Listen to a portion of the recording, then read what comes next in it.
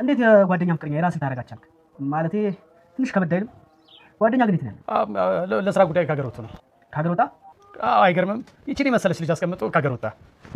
የተወደዳችሁ ወዳጆቼ እንዴት ናችሁ? ጓደኛዬ በእናንተ ፍቅር እኮ እንዴት እንደምቀና።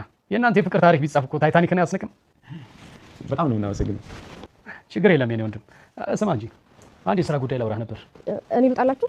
ኧረ የተወደዳችሁ ወዳጆቼ እንዴት ናችሁ? ጓደኛዬ በእናንተ ፍቅር እኮ እንዴት እንደምቀና። የእናንተ የፍቅር ታሪክ ቢጻፍ እኮ ታይታኒክን አያስንቅም? በጣም ነው የምናመሰግነው። ችግር የለም የኔ ወንድም። ስማ እንጂ አንድ የስራ ጉዳይ ላውራህ ነበር። እኔ ልጣላችሁ? ኧረ የድሮ ባልሽ የት ነው ያለው? ንገሪኝ፣ አትፍሪ። ባልሽ የት ነው ያለው? አብዷል። ጎዳና ነው ያለው። እማዬ እማዬ እማዬ የት ነው ባልሽ? የት ነው ያለው?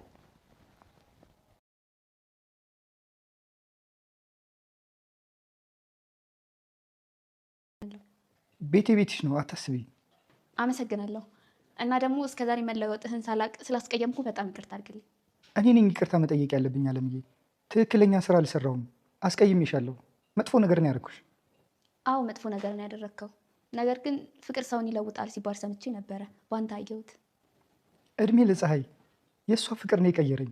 መመስገን ካለባትም እሷ ነች የምትመሰገነው። ማንን ለማስቀናት ነው? ምንድን ነው እንደዚህ መለጣጠፍ? እስኪ ሄድልሽ ጠብቂ እንጂ። አይንሽን በጨው አጥበሽ ልጠይቅሽ ነው የመጣሁት ትይኛለሽ? አታፍሪም? ለምን አፍራለሁ አባይ? ልንዛመድ አይደል? መጋኛ ይዛመድሽ። ፀሐይ ከኔ ዘር ጋር ምን ጊዜም አትዛመጅ። እዛ ሄደሽ ቢጤሽ ታገቢያለሽ። ልጄ ይበዛብሻል። እርሶ ኖት ልጆት እንደሚበዛብኝ የሚያውቁት። እሱ ግን እኔ አልመጥንሽም፣ ከኔ ተሻለ ይገባሻል ነው የሚለው። ልጄ እንደዚህ ያለሽ? ወይዘሮ ቅድስት ባለቤት የወዲታ አሰሪ ባለቤቷ እንዴት ወደዛ ቤት እንደገባ ወይም ደግሞ እንዴት የጓደኛውን ሚስት ሊወስድ ወይም ሊቀማ እንደቻለ ለመርማሪው ሳይወድ በግዱ ሳያስበው በዝርዝር ተናዘዘ። መርማሪውም እንዴት ከሃዲ ትሆናለህ? እንዴት በዚህ ልክ ጓደኛን ትክዳለህ? እሱ ጠግቦ ወደ ውጭ ስለሄደ እኔ ደግሞ ከጎንሽ ልሁን አልኳት። ሰላም ጤና ይስጥልኝ ውድና የተከበራችሁ በመላው ዓለም ያላችሁ ኢትዮጵያውያን ተወልዳችሁን እግዚአብሔር ይመስገን ደህና ነኝ። የእናት ክፍል ድራማ ክፍል 58ን አብረን እናያለን። የባለፈው ክፍል ወይዘሮ ወርቄን 1 ሚሊዮን ብር ይሰጡኛል፣ እኔ ደግሞ ገመናዎትን እሸፍናለሁ እያላቸው እሳቸውም እኔ አይደለም 1 ሚሊዮን 2 ሚሊዮን አድርግልሃለሁ ያሉት ነበር ቪዲዮ ያለቀው። ቀጣዩን ክፍል አብረን እንይ። ቀጣዩ ክፍል የወይዘሮ ቅድስት ወይም ደግሞ የወዲት አሰሪ ባለቤቷ ምን ነግረሽው ነው? ይደበድበኛል፣ ያሰቃየኛል አልሽው እንዴ? ለምንድን ነው እንደዛ የሚያየኝ? እኔ ምንም አላልኩትም፣ እንዴት እንደዛ ልለው እችላለሁ ስትለው እና እንደዛ ባትይው ኖሮ እኮ እንደ ወንጀለኛ እያየ ያወራኝም ነበር። የሆነ ነገር ቢፈጠር ሁለታችን እስር ቤት እንገባለን። እንዴት እንገባለን? አንገባም በጭራሽ ስትል ነበር ወይዘሮ ቅድስት። ምን እንደሰራን ረሳሽው እንዴ? ልጇን አሳብደን ጎዳና እንዲወጣ አድርገናል። እሷንም ደግሞ በመተዳል አደንዝዘን መኝታ ቤት አስረናታል።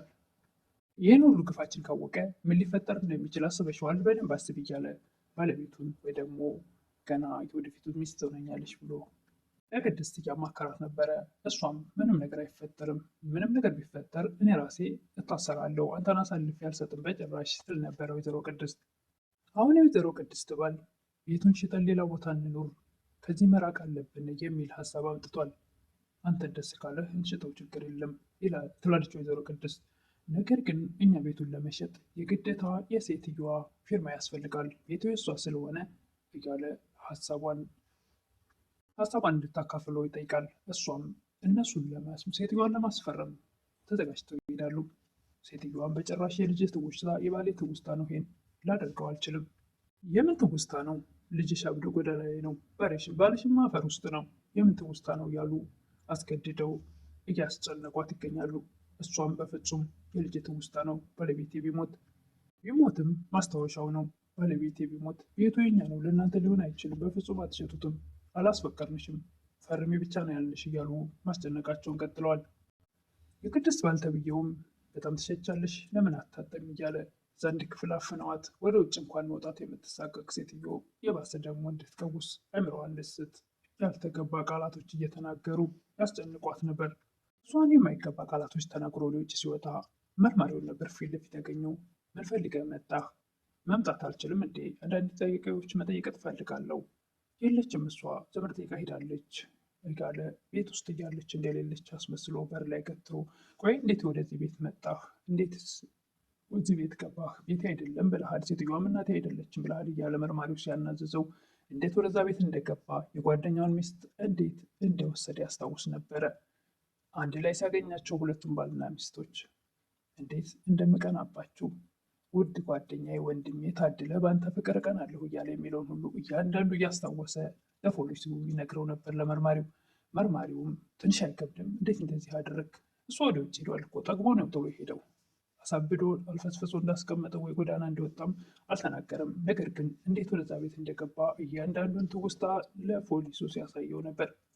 እያንዳንዱን ያስታውስ ነበረ።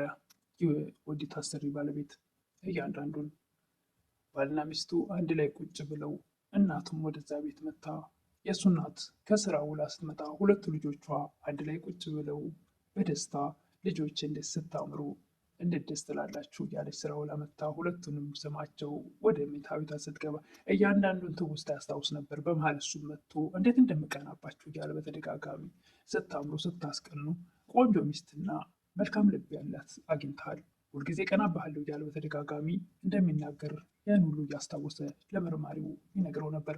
እሱ ከመርማሪው ጋር ሲያወራ ወይዘሮ ቅድስትም የወዲት አሰሪ ሴትዮዋን ማስጨነቋን ቀጥላለች። ምላሽን እንዲቆርጥልሽ ትፈልጊያለሽ እንዴ? መፈረም አለብሽ። ምንም ነገር ደግሞ መርማሪው ቢገባም እንዳታወሪ እያለች ታስጨንቃት ነበር። ሰውየውም በሆነ አጋጣሚ ፊልድ ወጥቶ የቅድስት ባለቤት ወይ ደግሞ እዛ ሽባ አድርገው ያስቀመጡት ልጅ ፊልድ በወጣበት ወደዛ ቤት መጥቶ እንዴት እንደሆነ ከልብሷ ጫፍ ቆርጦ ይወስዳል። ወደ አሁኑ እንደዛ አብዬ ምናምን እያለ የሚደውልለት መተተኛ ወይ ደግሞ ጠንቋይ የሚለው ሰውዬ ጋር ይደውላል። እባክህን አንተ የኔ ህይወት የምታስተካክለው አንተ ነህ። አሁን ከልብሷ ጫፍ ወስጃለሁ። እያንዳንዱን በሙሉ ያደረገውን መርማሪው ፊት ቆሞ ያስታውሰው ነበር።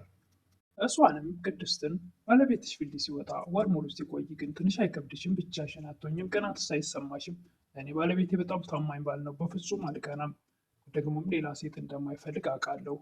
እናም ልቀና አልችልም እያለችው፣ ነገር ግን እሱ ልቧን ሊያሸፍት ይፈልግ ነበር። እንዲሁ በቃላት እንደማትሸነፍ ሲያውቅ ልብሷን ቆርጦ ወስዶ መተት አስመትቶ ወይም ደግሞ ምንድነው ተፋቅር የሚባለውን አሰርቶ እሱን እንድትል አድርጎ የምትወደውን ባለቤቷን አሳብዶ ለሁለት ጎዳና ላይ አውጥተው እሱ የዛን የሚቀናበትን ጓደኛውን ወይም ደግሞ ወንድሜ ብሎ የሚጠራው የነበረውን እንዳለ ሁሉን ነገር ወረሰው። በጣም ያሳዝናል በእውነቱ እጅግ በጣም አስተማሪ ነው። በነገራችን ላይ እዚህ ጋ እያስጠሉ የነበር ነገር ግን አስተማሪ ነው። ጓደኛ ምን ያክል እንደሚጎዳ ምን ያክል በቅናት መንፈስ ተነሳስተው የሰውን ሕይወት እንደሚያበላሹ ያሳየን ነው። ምንም እንኳ ሁሉ ጓደኛ ሊጎዳ ባይችልም ነገር ግን እዚህ ጋ አስተማሪ ነው በእውነቱ። በጣም ደስ የሚል ጓደኛሞች ወይ ደግሞ ባልና ሚስት እንደነበሩ ይታያል። እዚህ ጋ በጣም የምትወደውና የሚወዳት የሚያከብረውና የምታከብረው ነበሩ። የሚያከብራት እሷም የምታከብረው የምታምነው የሚያምናት ነበሩ። ነገር ግን እዚህ ጋ እንዲሁ በቃላት ስላልተሸነፈችለት እሱ በሚፈልገው መንገድ ራሷን ወደ እሱ እንድትሄድ አደረገ። ጓደኛውንም ካደው። እጅግ በጣም ያሳዝናል። ቅድስትን ውሃ ስጭኝ ካላስቸገርኩሽ በማለት ውሃ ልትሰጠው ስትነሳ እሱ ግን ጨርቋን ልብሷን ቆርጦ ነበር ከቤት የወጣው ወደ ውጭ። በረከት ነው ስም ያልከኝ፣ አንተ ግን ለዚህ ቤት በረከት ሳይሆን እርግማን የሆንክባቸው ይል ነበር። የእውነትም እርግማን ልጅን አሳብዶ እናትን አደንዝዞ አንድ ክፍል ዘግቶ ማስቀመጥ ከባድ ነው። ቅድስትን በበኩሏ ሴትዮዋን ልጅሽ የት እንዳለ ታውቂያለሽ? ጎዳና እምቢ ካልሽኝ አልፈርምም ካልሽ ጭራሽ እቀብርልሻለሁ እያለች ትዝትባትና ታስፈራራት፣ ታስጨንቃለች። ማስጨነቋንም ቀጥላለች። እባክሽ ልጄን ተይው፣ ልጄን እንዳትነኪ ትል ነበረ። መርማሪውም ወደ ቤት ገብቶ ለመሆኑ ሰውየው የሚወድሽ ይመስልሻል ይላት ነበር። እኔ ግን በጣም ወደዋለሁ፣ እሱ ግን የሚወደኝ አይመስለኝም ትል ነበር ቅድስት። ቀድሞ ባሏ ሲጠይቃትም እንባዋ ነበር የቀደማት፣ መናገርም አልቻለችም ነበር ቅድስት። ፀሐይም ወደ ወይዘሮ ወርቄ ወደ ታሰሩበት ሂዳ እባክዎት እማዬ ይቅርታ አድርጉልን ፍቀዱልን ብትላት ምርቃት ፈልጋ ብትሄድም እርግማን ነበር ያወረደችባት። እኩያሽን ፈልጊ፣ የኔ ልጅ አንቺን ሊያገባ አይችልም፣ እሱ አይመጥነሽም፣ የሚመጥነሽን እዛ ዝቅ ያለውን እንዳንቺ ፈልጊ፣ የኔ ልጅ አንቺን ሊያገባ በጭራሽ አይችልም ያለች በጣም አስቀያሚ ቃላቶች ነበር የተናገረቻት። ነገር ግን እንደውም አሁን አንቺ ስላልሽ የሚቀር ነገር የለም፣ በቃ እኔ እነሱ እንጋባለን በማለት ነበር ጥላቸው የሄደችው። አስቻለውም በሀሳቧ ተስማምተዋል። አሁን ላይ አለምም ደስ ብሏታል። እኔ ፍቅር ሰውን ይቀይራል ሲባል የሰማሁት እውነት መሆኑን በአንተ አይቻለሁ እያለች አለምም የእነሱን መጀመሪያ የምትነቅፈውን ነገር ደግፋለች ማለት ነው። እንግዲህ አስቻለውና ፀሐይ አንድ ሆነዋል ማለት ነው።